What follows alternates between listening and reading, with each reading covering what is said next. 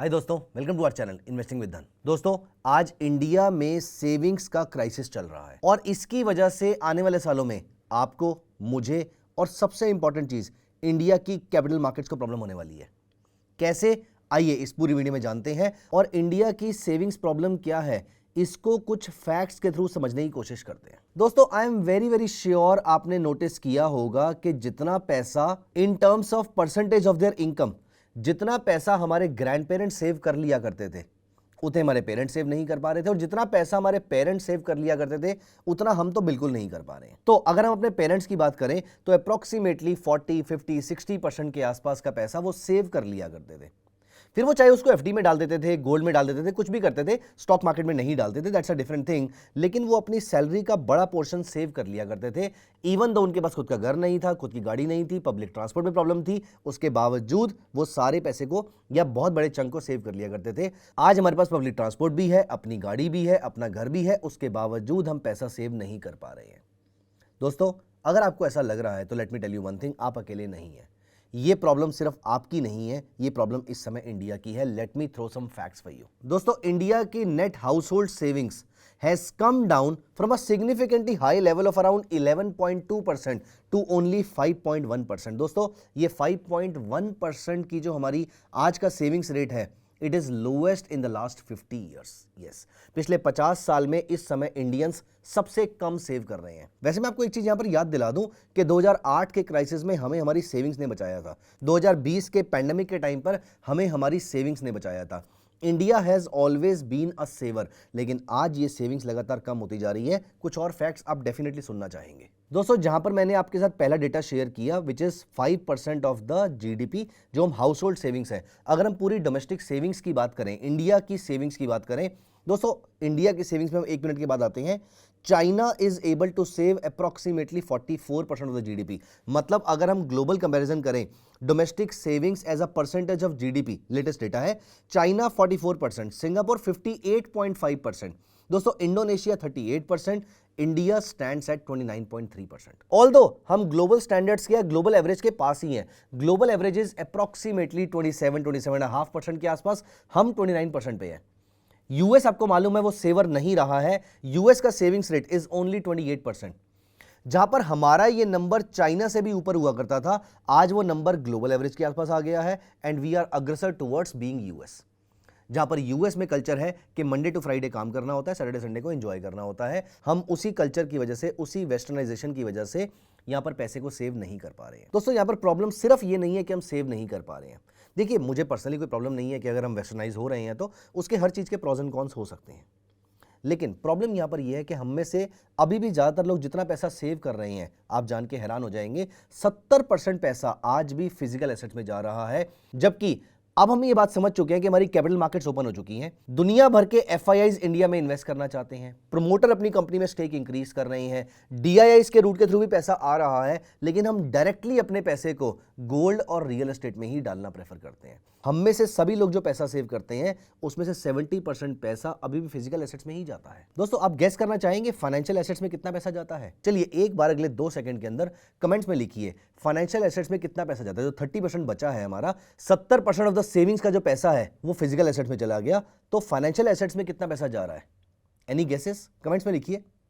दोस्तों, इस 30% में से भी सिर्फ और सिर्फ 6% पैसा आपका फाइनेंशियल एसेट में जा रहा है, जो कि एक्चुअली में ग्रोथ की तरफ जाएगा। देखिए, आपने जितनी सेविंग करी, 70% पैसा आपका फिजिकल एसेट में चला गया, 6% पैसा ही आपका फाइनेंशियल एसेट में जा रहा है। तो यहां पर दोस्तों बढ़ क्या रहा है, आप जान के हैरान हो जाएंगे, हमारी डोमेस्टिक लायबिलिटीज बहुत ज्यादा बढ़ती जा रही है। दोस्तों, आज की रेट में जो नई जनरेशन है वो लायबिलिटीज की तरफ बहुत ज्यादा इंक्लाइंड हो गई है। 23% पैसा लायबिलिटीज को सर्विस करने के लिए जा रहा है।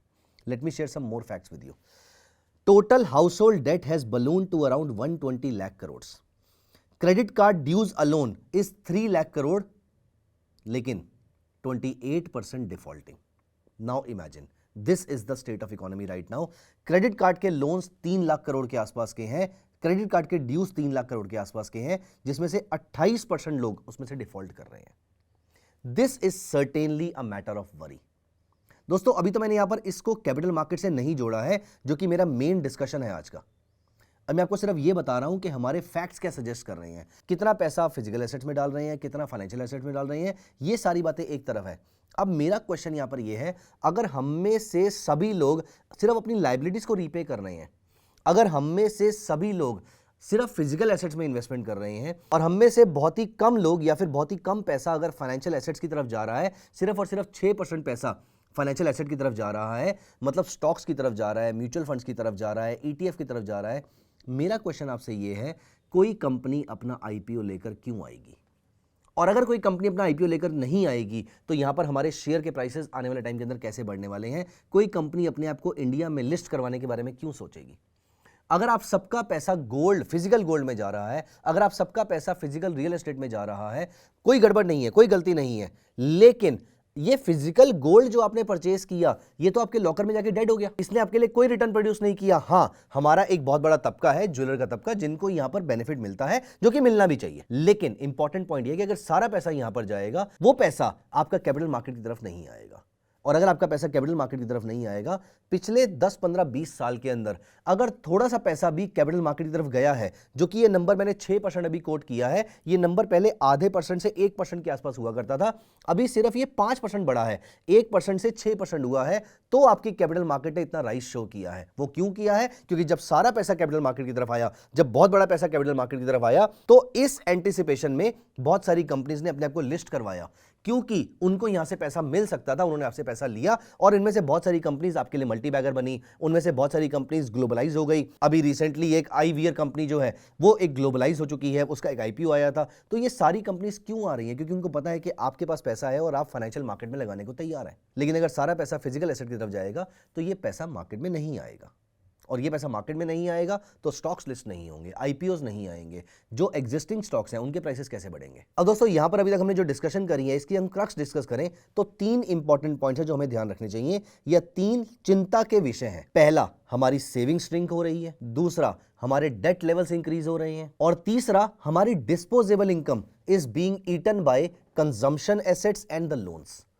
तो इनमें से बहुत सारा पैसा जो है, जो कैपिटल मार्केट्स में जा सकता था, वो नहीं जा रहा है। देखिए, इसमें कोई डाउट नहीं है कि पहले के कंपैरिजन में आज ज्यादा लोग म्यूचुअल फंड में इन्वेस्टमेंट कर रहे हैं, पहले के कंपैरिजन में आज ज्यादा लोग म्यूचुअल फंड को लेकर और स्टॉक को लेकर ज्यादा जागरूक हैं। लेकिन स्टिल, मैंने आपको बताया, ये नंबर अभी सिर्फ 1% से 6% तक बढ़ा है। सोचिए, अमेरिकन की तरह अगर 54% लोग फाइनेंशियल मार्केट्स में इन्वेस्ट करना शुरू कर दें तो ये नंबर कितना हो सकता है, और इंडिया की कैपिटल मार्केट्स कहां स्टैंड करेंगी? अब दोस्तों, यहां पर अगर हम इसको कैपिटल मार्केट के पॉइंट ऑफ व्यू से देखें तो एक चीज समझने की जरूरत है।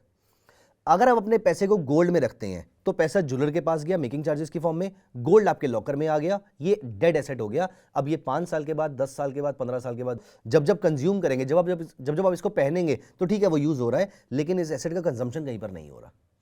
लेकिन ये पैसा अगर यहां की जगह, हाइपोथेटिकली मान लेते हैं अभी के लिए, अगर ये पैसा स्टॉक्स में गया होता, कुछ कंपनीज ऐसी हैं जो गोल्ड प्रोड्यूस करती हैं, कुछ कंपनीज ऐसी हैं जो गोल्ड के अगेंस्ट लोन देती हैं, ये पैसा अगर उनके पास गया होता तो इस पैसे के थ्रू नौकरियां जनरेट होनी थी।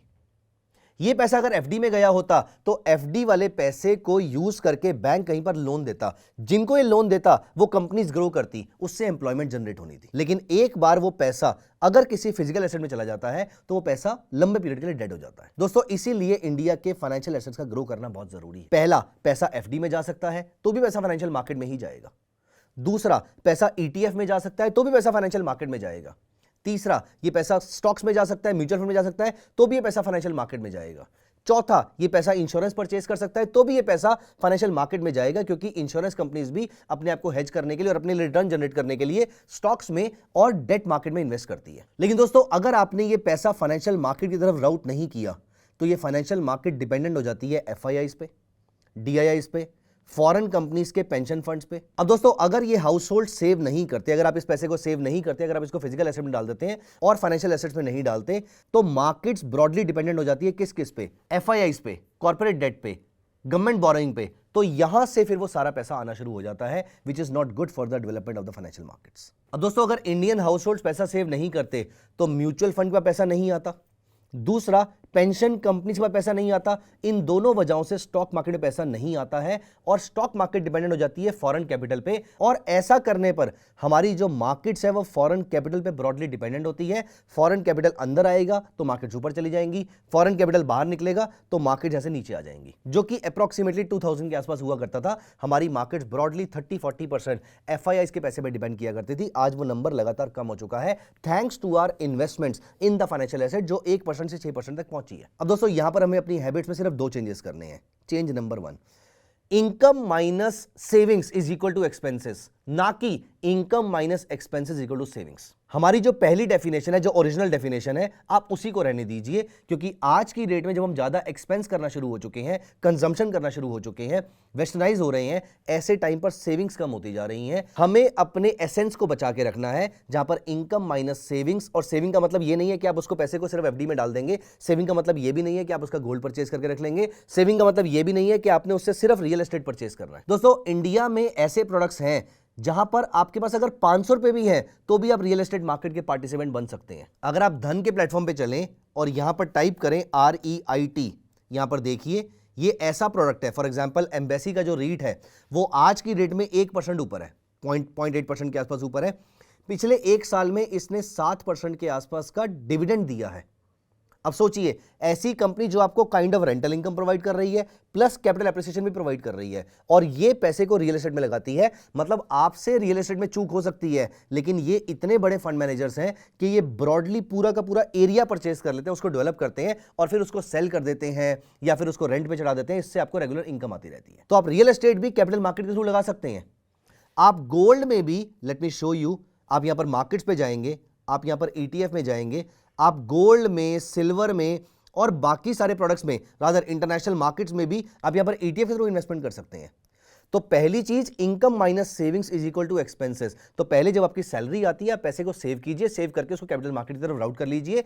फिर चाहे आप यहां पर गोल्ड परचेज कर लीजिए, फिर आप चाहे यहां पर इसके थ्रू रियल एस्टेट परचेज कर लीजिए, रियल एस्टेट की इनडायरेक्ट ट्रांजैक्शन हो जाती है। फिर चाहे आप यहां पर स्टॉक्स परचेज कर लीजिए या फिर बॉन्ड्स परचेज कर लीजिए या फिर किसी का भी ETF परचेज कर लीजिए। और अगर कुछ समझ में नहीं आता तो धन के म्यूचुअल फंड्स भी आप परचेज कर सकते हैं। सिंपल है, आप गूगल पे जाकर टाइप कीजिए धन म्यूचुअल फंड्स, बहुत सारे टाइप के म्यूचुअल फंड्स हैं, आपको जो सही लगता है आप उसको परचेज कर सकते हैं। मजे की बात यह है कि ये सारे के सारे म्यूचुअल फंड डायरेक्ट होते हैं, किसी म्यूचुअल फंड डिस्ट्रीब्यूटर के थ्रू नहीं होते हैं। मतलब बीच में आपको किसी को कोई कमीशन पे नहीं करनी, इवन धन को भी कोई कमीशन पे नहीं करनी है। तीसरा, आप इन्हीं म्यूचुअल फंड्स को प्लेज करके इसके अगेंस्ट ट्रेडिंग भी कर सकते हैं। वो तो डिपेंड करता है, अगर आपका रिस्क एपेटाइट अच्छा है तो ही आप कीजिएगा, अदरवाइज मत कीजिएगा उस चीज को। तो दोस्तों पहला चेंज जो अपनी लाइफस्टाइल में आपने करना है वो है इस डेफिनेशन का change. Income minus expenses is not equal to savings, income minus savings is equal to expenses. दूसरा, इस पैसे को जितना हो सके कैपिटल मार्केट की तरफ राउट कीजिए, क्योंकि ये इंडिया की कैपिटल मार्केट्स के लिए अच्छा है।